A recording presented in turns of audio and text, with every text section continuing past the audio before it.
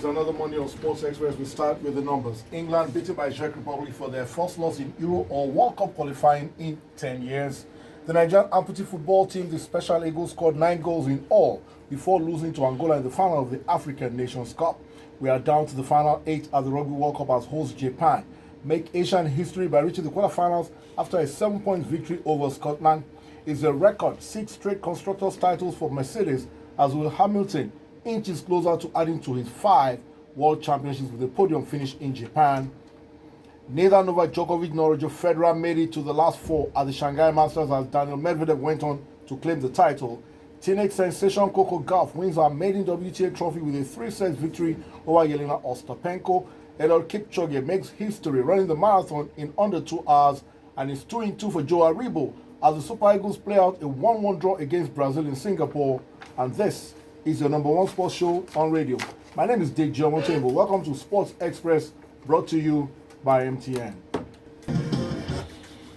Hope you had a great weekend, and many thanks for joining us on Sports Express, brought to you by MTN this Monday morning. Don't forget, go to our YouTube channel, Sport Vision NG, and subscribe, because starting this week, fresh content coming your way on that platform. Sport Vision NG on YouTube. We start out with the international newsroom. Here is Kingsley Akman with all the latest from a fantastic weekend of sports across the world. Thanks, Deji. We start from the Lagos Open because despite the rains, the competition still continued. 18-year-old Sada Nahimana is into the women's singles first leg final after beating Fanny Oslund on Sunday. The newcomer from Burundi dispatched the Swedish star 6-3-6-1 in their semi-final encounter and will now face Brazilian Laura Pigozzi, who got the better of Indian Ria Bhatia 6-2-6-2 in today's final. In the male section, Frenchman Calvin Hemery blew away Zimbabwean Takanyi Garanganga 6-4-6 love to set up a men's singles final clash with Sektik Aldin, who defeated Pishla David 6-2, 5-7, 6-3. The finals of both the singles and double events will take place today, Monday, after heavy downpour forced organizers to shift Saturday's matches to Sunday. And a quick update on the Rugby World Cup. Japan are into the quarterfinals for the first time ever after beating Scotland 28-21, ending their 7-game losing run against the Scottish side, who have crashed out of the Rugby World Cup at the pool stage for only the second time in history. To athletics, Kenya's Eliud Kipchoge over the weekend achieved one of the greatest athletics feats of all time by becoming the first man in history to run a sub-2-hour marathon. The 34-year-old, who narrowly failed to break the record 2 years ago, made history in Austria on Saturday as he set a new record by finishing in 1 hour, 59 minutes and 40 seconds. Elsewhere, Bridget Kosgei smashed Paula Radcliffe's 16-year-long marathon record after winning the Chicago women's event in 2 hours, 14 minutes and 4 seconds. And to gymnastics, American Simone Biles put up a sublime display to claim 2 gold medals on Sunday, becoming the most decorated gymnast in World Championship history with 24 medals, which includes 18 gold. To tennis, teenage sensation Cory Kokogawa became the youngest player to win a WTA title in 15 years after defeating Yelena Ostapenko in the Linz Open final on Sunday. The 15-year-old American, who only qualified for the main draw as a lucky loser, beat Ostapenko 6-3, 1-6, 6-2, and will now move inside the world's top 75, having started the season ranked well outside the top 600.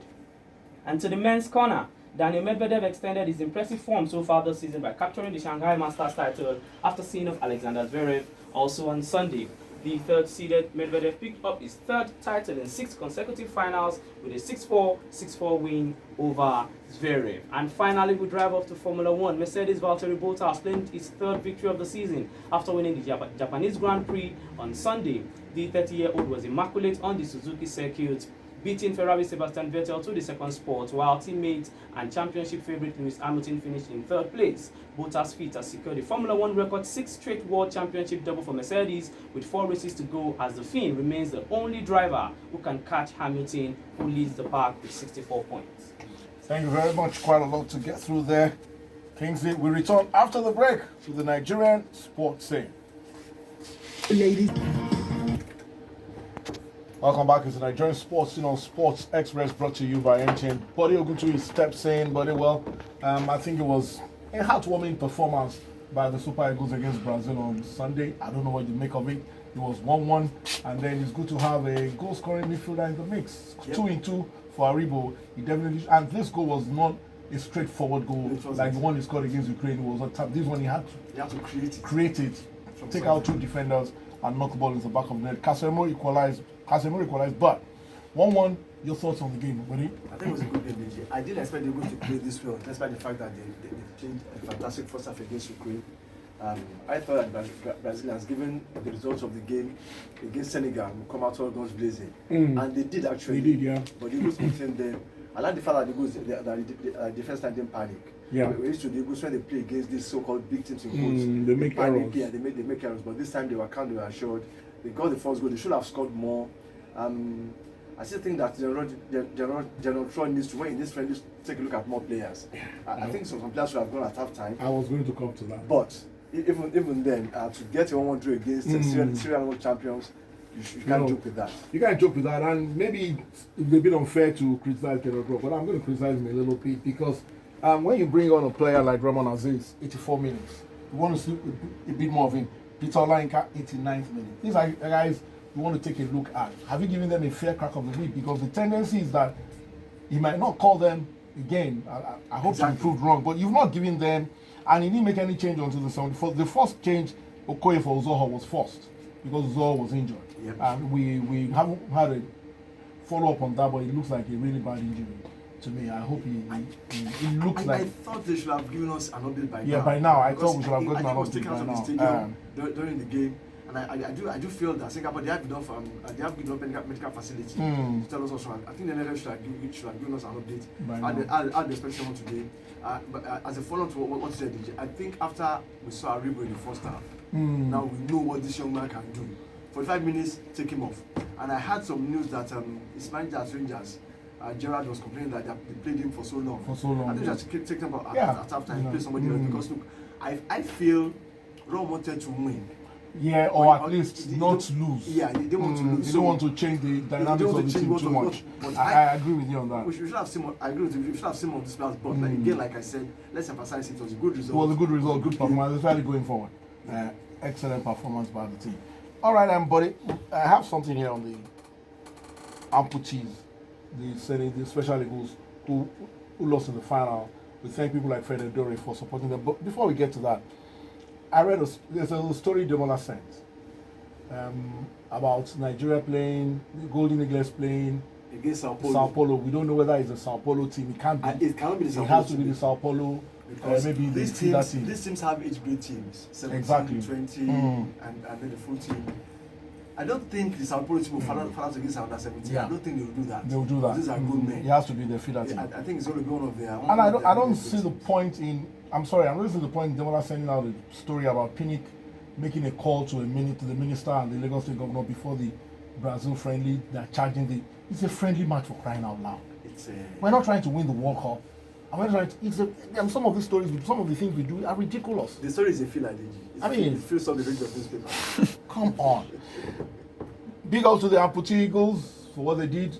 The Special Eagles, they got to the finals. They lost to Angola, but you know the Angolas are the world champions. yes, I know Angola are the world lost to champions. the They world lost to the world champions. They lost to the world champions. Given the way that they left, because they left pretty late. Yeah. They didn't get much support from anybody until Fred really started making some noise. So they got to the venue pretty late. But I think they won all their matches before they met Angola in the final. So they lost to the world champions, and they got their first medal at the Amputee Nations Cup. The last time they went, I think they finished in 4th place. Yeah. And they moved to 2nd place. You know, it's it's what sports can do for people with that with disability. We are really not emphasizing it enough because what sports can do for these guys, especially given what our athletes do at the Olympics and the Paralympic Games. Yeah, I think there should have been a lot more investments in that direction. Yes, because it will encourage most of them to get on the streets and try their hands. Yeah. I know some with disabilities who move from sport to sport. Yes. Just to see what they are good at, and they're excelling, most of them. So I think it's one way of getting them off the streets and giving them a hope. And the fact that it makes you travel, you can go anywhere in the world. It's something we need to take a deeper look at from a government level. Thank you very much, buddy. That was the Nigerian sports scene. We'll return with the World Soccer Report in a minute. Yes. England always find a way to win in those qualifiers. Yeah, so they lost to the Czech Republic 2-1. Now they're still expected to qualify, but as it is, they just made the job a little bit harder. I remember Yemi saying something on Friday that after the Kosovo game, what Czech need to do, just watch that game again and know there's definitely 1 or 2 holes in the England defense, and they got it. They got a late goal, and it was just too late for England to come back and get a point in the match. So we'll have to wait and see what happens. England play Bulgaria tonight away. Hopefully they get the result, and that might push them one step closer to the finals of Euro 2020. That's our show. Our moment of the weekend can be referred to as a moment in time, as Kenya marathon man Eliud Kipchoge broke a time barrier by becoming the first human to run a marathon in under 2 hours. An outstanding performance for the ages. It's Dick Jomoto. Good morning.